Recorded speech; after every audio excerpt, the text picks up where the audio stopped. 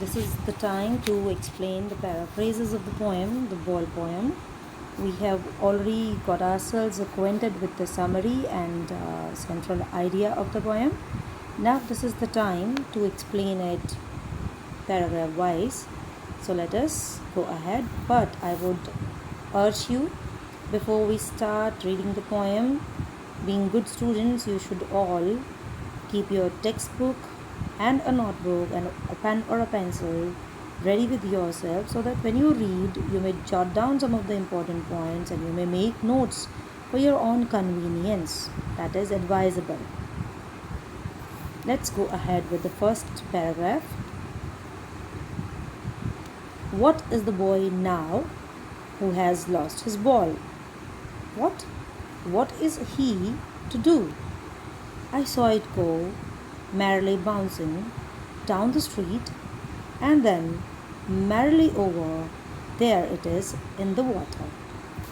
Now, this opening stanza of the poem, it tells us about the situation that is presented in the poem. A young boy has lost his ball and fails to understand how to get it back, how to retrieve it. The first very line, what is the boy now? Don't get confused. What does it mean? What is the state of the mind of the boy? He is confused. He is not able to understand how to get the ball back because he has lost his ball. What is he to do? He is being very young in age, and probably this is his first loss of anything in life, so he doesn't know what is he supposed to do now. I saw it go. The poet also was standing somewhere near the harbor where the boy's ball went into the water.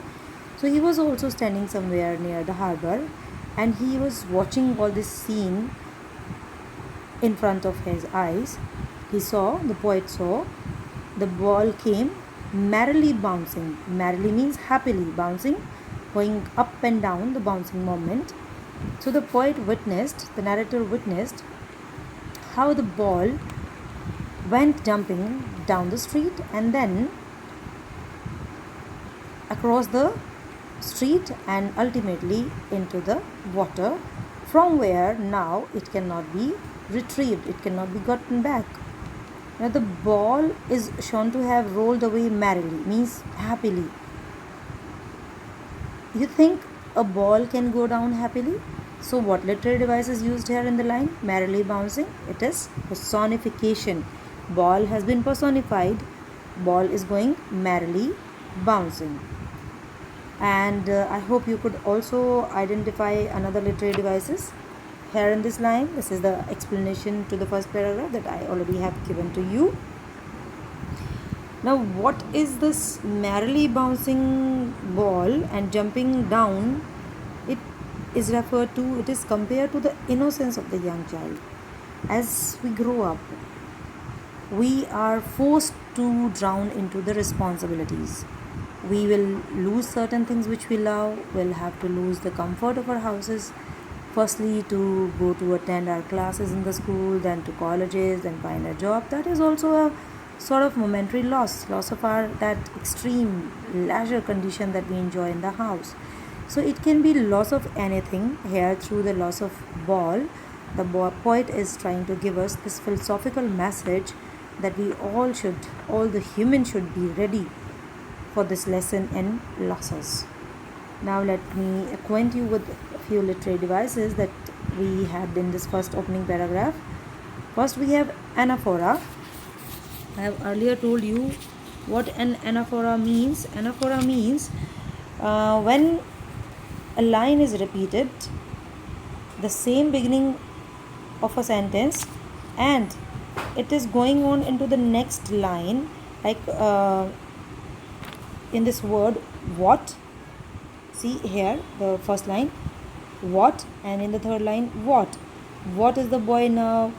The line comes to an end here with the ball, and again second line starts with what. So when two lines start with the same word, like in next line merrily bouncing and merrily over, so this is known as anaphora. Then personification, I already told you the ball has been personified, whereas it has been shown merrily going down in the water. Repetition of the word what is what he is to do. There is imagery. Imagery means when we visualize, it's not about visual imagery also. Imagery can be of so many times. It can be tactile, where you feel literally the things unfolding in front of your eyes, where you feel the taste, where you feel the sensation. So it can be of various types. Here it is visual imagery, when we can just imagine the ball going up and down and then strolling down into the water. Enjambment is another literary device used here, which means, and when a line begins and it continues to next 2 or 3 lines without a comma or a full stop, or at the end of the line you especially have to see. So for example, just look at this line, what, that starts from what and ends till water, like this. Second line, what is he to do, I saw to go, no comma, no full stop at the end. Then merrily bouncing down the street, and then no comma or no full stop, merrily over, there it is in the water. So here we have an exclamation mark. So this is what we know as enjambment. Now let's go ahead with the second paragraph. This reads, no use to say, oh, there are other balls. An ultimate shaking grief fixes the boy as he stands rigid, trembling, staring down all his young days into the harbor where his ball went. I would not intrude on him a dime, another ball is worthless. Now he senses first responsibility. Now let me explain this paragraph to you. What does these lines mean? Quiet being elder to the boy, if he wished, he could have gone and offered some consolation to the boy. But he said to himself, no use to say to this little boy, oh, there are other boys, don't cry, don't be grieved. Because what the boy was going on, what the boy was going through right now, it was an ultimate shaking grief that had fixed him to the point where he was standing. Now, can you notice one literary device here? That is shaking grief. See, grief is a noun and shaking is an adjective. When an adjective is wrongly placed with a noun, we say a transferred epithet has been used, because it was the boy who was shaking with the ultimate grief and not the grief that was shaking. So this is a transferred epithet used here. The boy stands rigid, trembling, and he was continuously staring down the harbor where all his young days into the harbor. This line, all his young days, it is a metaphor. It is a metaphorical representation of the loss of his childhood, because probably this ball was with him for many days, many years now. It could have been one of his favorite toys, and with the loss of this ball he felt as if all those days of his innocence, all those days of his childhood, they also have gone down into the water. His ball went. I would not intrude on him. The poet says, I would not go and try to interfere with the thought process of the boy. If I wished, I could have given him some money, a dime. Dime is a currency, 10 cent, like that. He says, if I wished, I could have given him some dime with the help of which he could have bought another ball, but I know that would be worthless. Why would it be worthless? Because the kind of belongingness, the kind of fondness that the child has for that ball which is lost, no other similar looking ball can compensate for the loss. So nothing is going to compensate for the loss.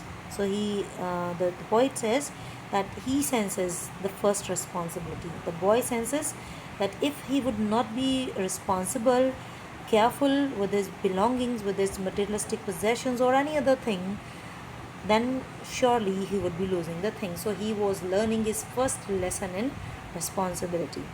Here it is the explanation, there where the poet says that money cannot buy you happiness, and we have to accept the loss and we have to grow up These are the literary devices I already have explained to you. Transfer epithet, which is used in line 2, shaking grief. I have explained it also. How come shaking grief is a transfer epithet? There is symbolism used here. Ball, which is a symbol of loss of childhood or innocence, and metaphor, already I have told you, all his young days, which metaphorically mean the lost ball. Now let us go ahead with the next lines. In a world of possessions, people will take balls. Balls will be lost always, little boy. And no one buys a ball back. Money is external. He is learning well behind his desperate eyes the epistemology of loss, how to stand up, knowing what every man must one day know, and most know many days how to stand up. It's a philosophical message that the poet is giving us. In these lines, he says that in this world of possession, people will take balls, means we will keep on buying so many new things for ourselves. That can be a ball also, that can be any other materialistic possession also, and we'll keep on losing those things also.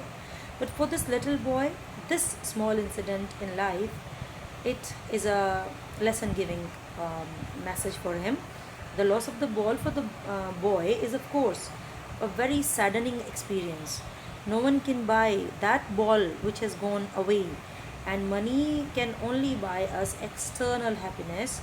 It cannot make us happy. So what can make us happy is our relations, is our family, friend, and our feelings. No materialistic possession can help us being happy. He is learning. So he says, with this loss, now the boy is trying to come up, he is trying to understand his grief, and he is trying to cope up with it now. He is learning. Well behind his desperate eyes, though his eyes are still desperate, they are trying to find out where the ball has actually gone into the water. But the epistemology of loss, this meaning, epistemology, what does it mean? It means the philosophy or study of knowledge. So now he has got a knowledge that loss is inevitable. It will happen to us, and we'll have to cope with it. How to stand up means how to cope with the loss, knowing what every man must one day know. It takes us a whole lifetime to understand that gain and loss are the two phases of the same coin called life. Nothing is going to stay with us permanently. It's bound to happen one day or another that we are supposed to lose something.